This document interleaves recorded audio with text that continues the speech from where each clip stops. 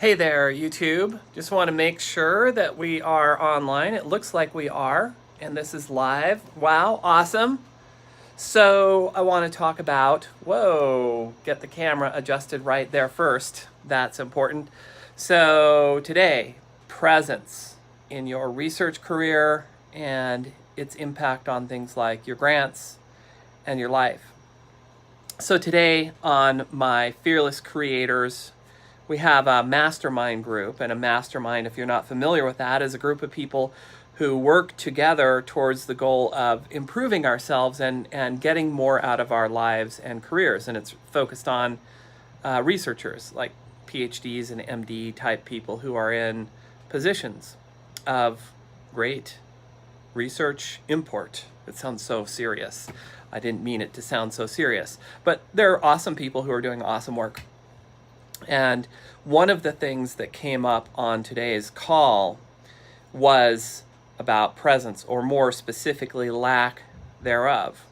So there's one client of mine who's in the group, and this is not the only person, but he really exemplified this idea of always thinking about the future, always thinking about what's going to happen, and constantly being, brain churning, mind running, wheels, hamster wheels running, all of that kind of metaphorical stuff about what is going to happen in the future. Are my grants going to be funded? Is this situation going to work out? Is that situation going to work out? And one of the things that we discussed is how that is taking him out of his power.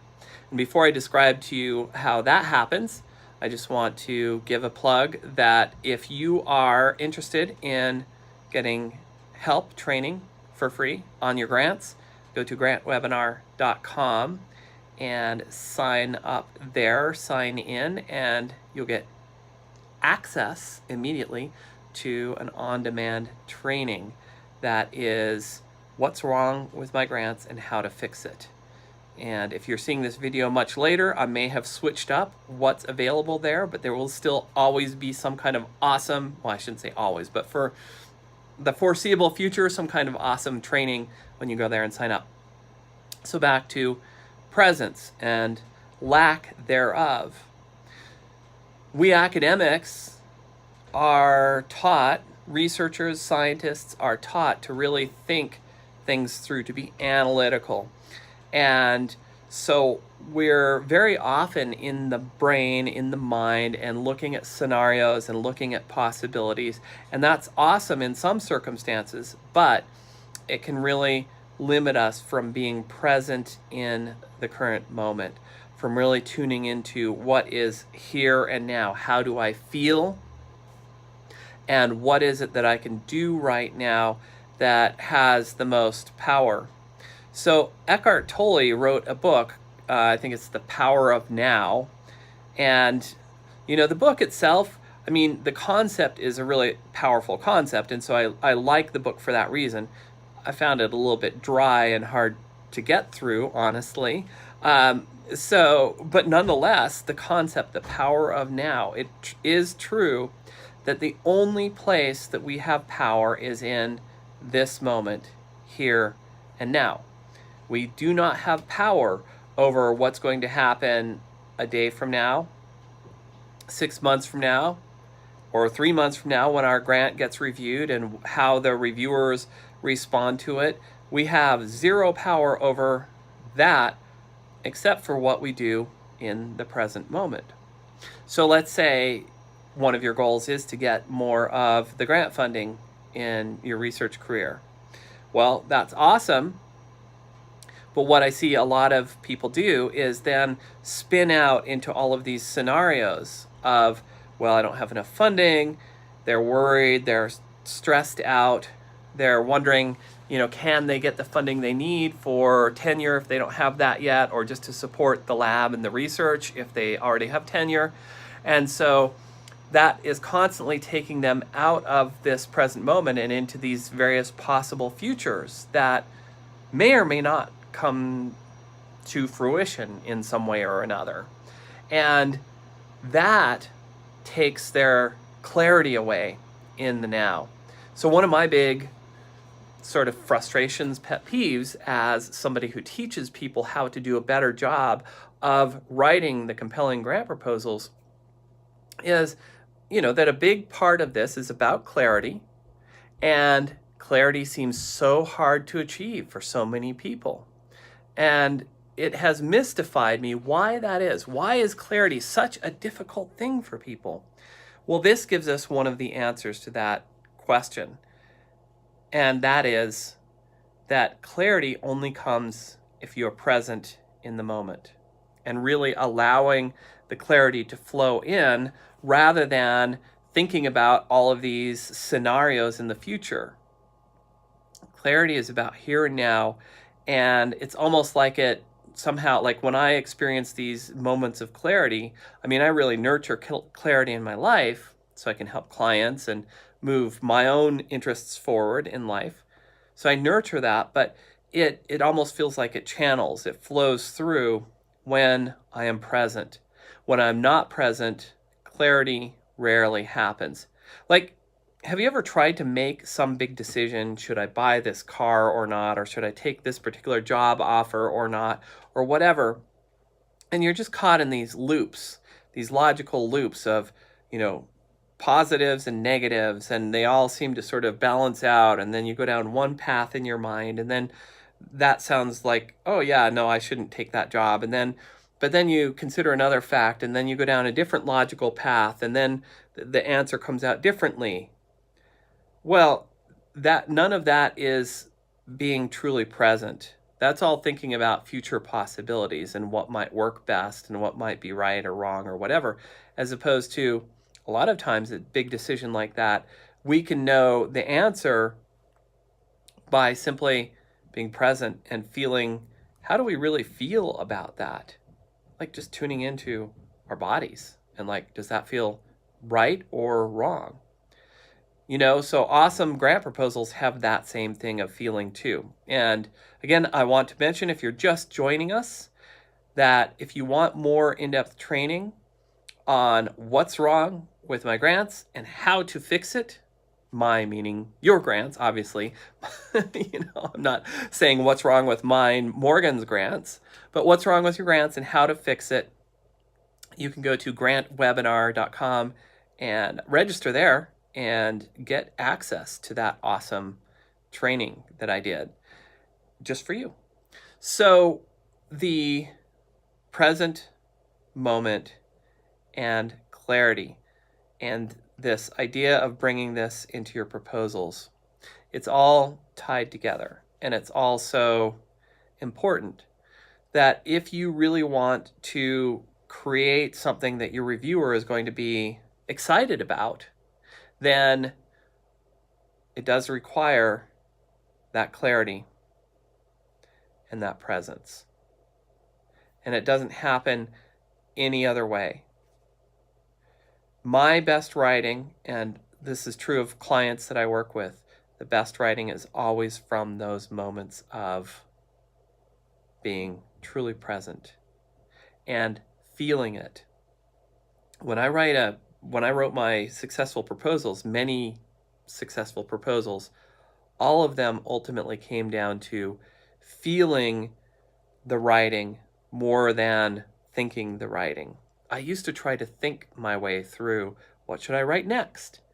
And I would get stuck and I would get so frustrated because this is what I was taught in English classes. I think English classes are one of the banes of my existence because they mess people up quite often more than they help them, or any, those kind of language classes. It doesn't have to be English. It could be in another language if you're writing proposals in a different language.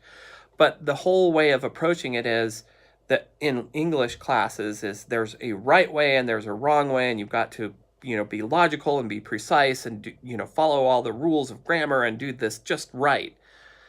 And so that becomes the main goal that most of us sit down with, instead of the goal of sitting down and feeling our way through what would be awesome, what would be compelling, what would be interesting, what would be exciting to the reader.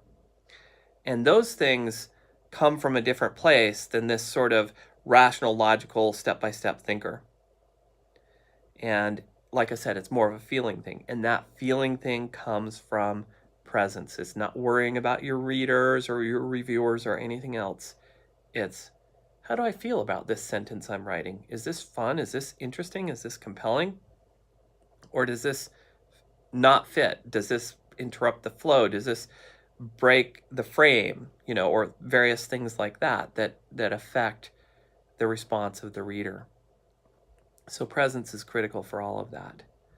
So I encourage you to just look at, in your life and in your career, how much do you do of that life and career, of things like seeking grants and managing a research endeavor, out of a true sense of presence, of being here and now in this moment, versus how much are you thinking about the future? How much are you off or contemplating the past? What happened?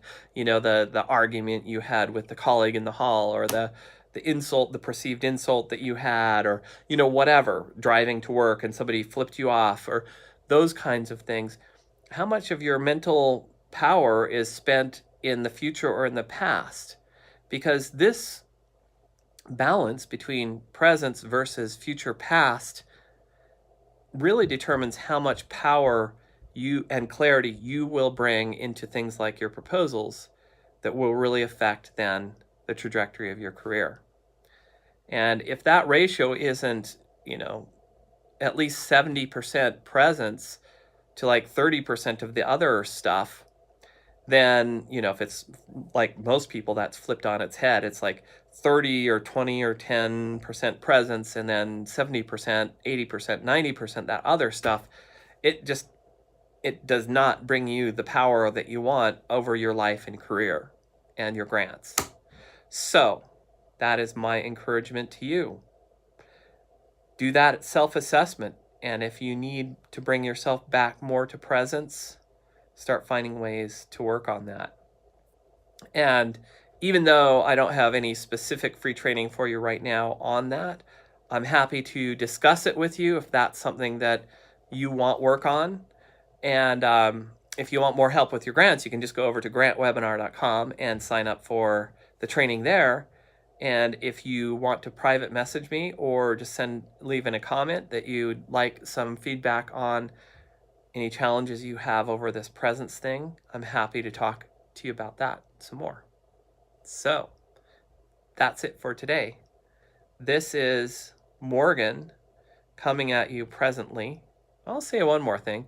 Imagine if I wasn't present on this video. Imagine if I was like over here messing with I've got a guitar over here, so I was just like messing with the guitar and staring off into space and thinking about some other stuff, and then, oh yeah, you're there. Oh yeah, huh, okay. Well, anyway, I'm gonna go do this other thing. It would be awful, right? Presence is really important. One of the reasons that I can make videos is through really learning to control that presence, to be present here. So it's powerful. I encourage you to do it again. I know I've already done that. I've said it 50 times and I'm like a broken record, but it's important. It is really important. I'm not kidding you at all. No. Okay. Well, I think speaking of that guitar, it's time to play that a little bit now, to practice. I'm learning it. And it's awesome to learn guitar, but it's a lot of work, and it does really require presence as well to do a good job of it. So I'm going to practice that. All right, thanks for being here. And again, if you want more grant training, go to grantwebinar.com, and I will see you in the training there. All right. Until next time. Bye now.